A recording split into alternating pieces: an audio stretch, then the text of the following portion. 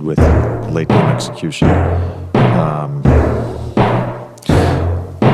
No, ain't no party like a Diddy party, so. Yeah, that's what's up. Yeah. Yes, sir. It's amazing how the media works. Sports media at that. But the media in general, how it works, how it's amazing that it can just brainwash the weak. And it's a complete brainwashing. It's like everybody always wanted to have some type of mind control, brainwashing powers, or device that make people do their bidding, some Jedi mind control or something like that, mind trick. But you don't need to have that today. All you gotta do is just compete. I got that all mixed up. All you gotta do is just rinse and repeat. Rinse and repeat. Rinse and repeat. Rinse and repeat. Rinse and repeat over and over again until you got that person thinking the way they want them to think. And that's a perfect example of the occultists. ESPN, preferably, most likely, most all of ESPN when it comes to NBA basketball talk. Rinse and repeat. Rinse and repeat over and over again how great LeBron is. LeBron's this, LeBron's that, LeBron's this, LeBron's that. And if you do that for 3 years straight at least, and these same kids, impressionable kids out here, hear that for 3 years straight, you will have a complete brainwashing. They do it politically, they ain't do it in sports. Now, people are asking, what are you talking about? Where are you going with this? So, it might have been a couple of days ago. I think it was. I forget. Every day becomes like Groundhog Day to me now. And it could have been Monday, could have been Tuesday, could have been Sunday. I don't remember. The conversation was, I don't even remember how the conversation was started, but of course, somebody was saying something about LeBron this, LeBron that, LeBron this, LeBron that, right? LeBron is so great. Oh, I know it was. LeBron was to go. That was it was. Probably 20, 21, 22, 23. I don't know how it is. He's probably in his 20s. Said that to me. And I said, what makes LeBron the GOAT? And he get the typical response. 40,000 points. I said, that does not make anybody the GOAT. He has 4 rings. Jordan has 6. Well, Jordan had the best team ever. Well, if you really look at it, Jordan really only has Scottie Pippen for 6 of his rings. When Scottie Pippen first came into the league, basically Jordan had to nurture Scottie Pippen to get to where Scottie Pippen became what we all know today. But they had the best team, 72-10. Yes, they did. Oh, this is another one. Oh, they're 72-10, but all the teams they played are garbage.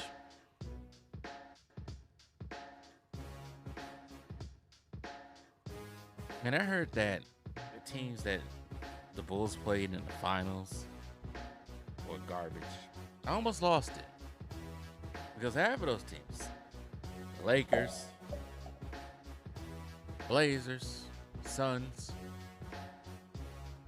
Sonics, and Utah. All those teams, all those guys were in a prime today. So that means the prime Magic, prime Carmelo, Charles Barkley, Clyde Drexler, Gary Payton, Sean Kidd was to play in today's league, they would dominate this soft-ass league. And here's where I always get, this is how you really easily get LeBron fans. They like moving the goalposts all the time. They'll continue to keep moving the goalposts. Oh, Scottie Pippen better than anybody LeBron has played with.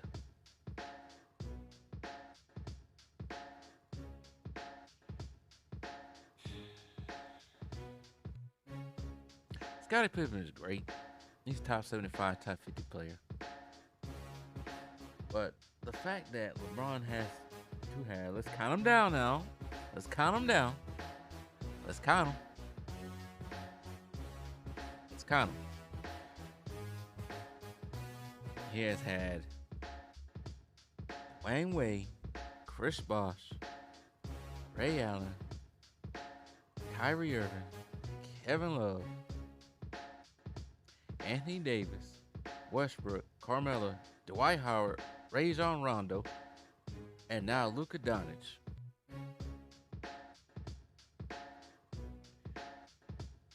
All those guys, most likely, I don't know about Rajon Rondo. I don't even know about Kevin Love.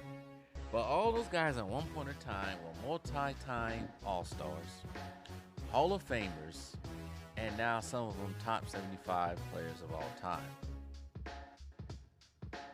Jordan didn't need that. We all know Jordan played during their rings years. He played with Dennis Rodman, who was not considered to be top 50 at the time. Scottie Pippen, who just became top 50 in the 96 season, I think it was. Those are the two Hall of Famers. And they, if you want to add 22 coach, Hornets Grant, people add, I don't know why this kid mentioned Steve Kerr. I don't know why, but Steve Kerr is mentioned as someone on the level of Rondo. I don't know why they equate that. I just don't get that. They continue to keep moving the goalposts. And they want to compare Kevin Love. I don't know why they compare Kevin Love to Scottie Pippen. Why are you comparing Kevin Love to Scottie Pippen? That doesn't change the fact that the guy has played with 9 to 10 Hall of Famers and one less.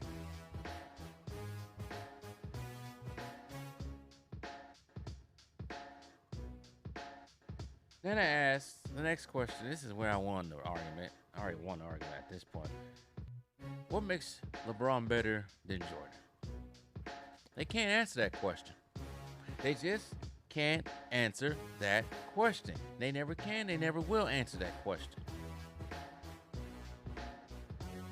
But this is what he said, though. Oh, Mike could never get out of the first round.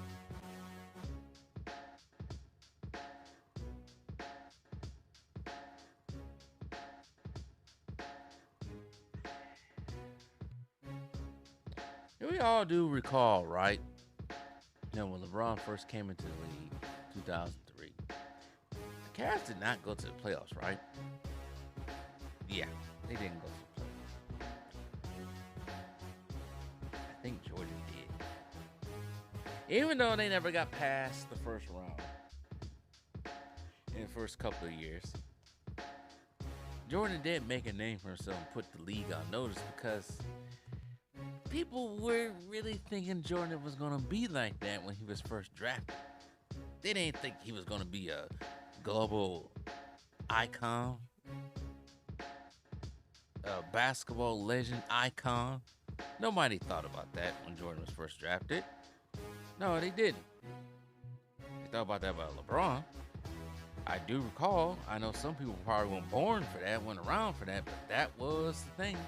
It was hyped when he first came in. Hype only not to make it to the first round. Like get to the playoffs, I should say. But they gave him the Rookie of the Year, which I don't think he deserved. That should have belonged to Carmelo because Carmelo was able to go to a team who was below 500 the year before and change them to a 8th seed in a very difficult West that included Lakers, Kings, Timberwolves, Suns, Utah. I don't think Utah was there. May not have been the Suns, but definitely Spurs, Mavericks, teams like that. I don't know about Memphis either. But teams like that were dominating the West or in the makings for a Western Conference, to be the Western Conference champions. A finals appearance maybe. So, and I think they had to play the number 1 seed in the Minnesota Timberwolves that year, Denver Nuggets. Carmelo doesn't get the Rookie of the Year. We all know why, because they're trying to make a manufactured superstar out of LeBron. So you gotta get him all the accolades, all the awards and everything. Yes, I know the stands don't want to realize that, but Carmelo done better. And they didn't want to bring up how many was. No, it don't matter what the stats was. Carmelo was leading that team. Carmelo, I think, was averaging 21 points that year as a rookie, and got that team fresh off. Don't forget, fresh off. Syracuse winning the national championship too, as well. Forget about that. But anyways, back to Jordan. People, ladies and gentlemen of the crowd, court, men, women, and children. The problem with the coaches, they don't really do their homework. And it's not even that hard to do their homework. They don't research nothing. They don't know nothing. So that's why they say brain art. Is that even a word, brain art? That's why I say idiotic statements such as they say Scottie Pippen is better than any teammate LeBron's played against. No, Scottie Pippen was good. But offensively, is he on the level of a Kyrie Irving, Anthony Davis, a Dwayne Wade? And there's the other one. I just remembered that he said, this is one that I just walked out of the gym. Oh, man. Dwayne Wade needed LeBron to win the championship.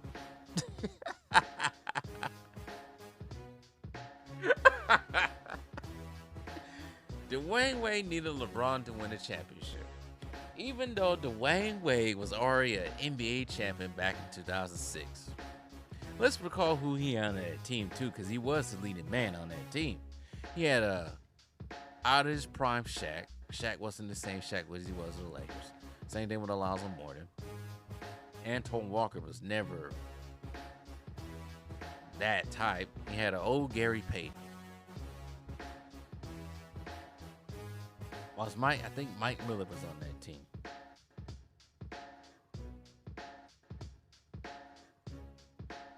But Dwayne Wade got to the finals and beat the Dallas Mavericks in 6. But Dwayne Wade needed LeBron. Oh, Scottie Pippen is better than Dwayne Wade now. Even though Dwayne Wade is considered to be the third best shooting guard of all time behind Jordan and Kobe. Scottie Pippen. Ooh, I don't even know Scottie Pippen is considered to be a top 5 small forward all time. Maybe top 10, but I don't know about top 5. So these dudes just be saying anything, just to be saying anything, just to be saying anything. It's crazy. It really is. The goalposts continues to keep being pushed down the road to make themselves and make that Kang look better, but it doesn't work at all. I still can't get over the freaking Dwayne Wade and LeBron to help him win. Maybe it was the reverse. I think LeBron needed Dwayne Wade to know how to win. And here's another thing. You asked this question. I never got to this point because I ain't never leaving the gym because of the stupidity. Here's one question I always want to ask LeBron fans. 2011 NBA Finals. Whose fault was that? Because sure enough was not Dwayne Wade's fault. Because I think Dwayne Wade was leading in scoring. And it was the only reason why they was keeping the float later in that series. So what happened with LeBron in the NBA Finals of 2011? I want to know what happened there. I want to know give me a freaking complete report on what happened to LeBron during that time. I've done this before. I wanted to ask the LeBron fan, what makes LeBron better than Kobe? They can't come up with it. Oh, he's a better passer, better passer. Yeah. It's sad. The NBA media is at an all-time low. We got goofballs out here saying Jason Tatum and people like that are more clutch than Jordan and Kobe. And not even putting Kobe and Jordan on the list of top clutch players of all time. Also not adding Larry Bird on there. They ain't even have Joe Johnson on there.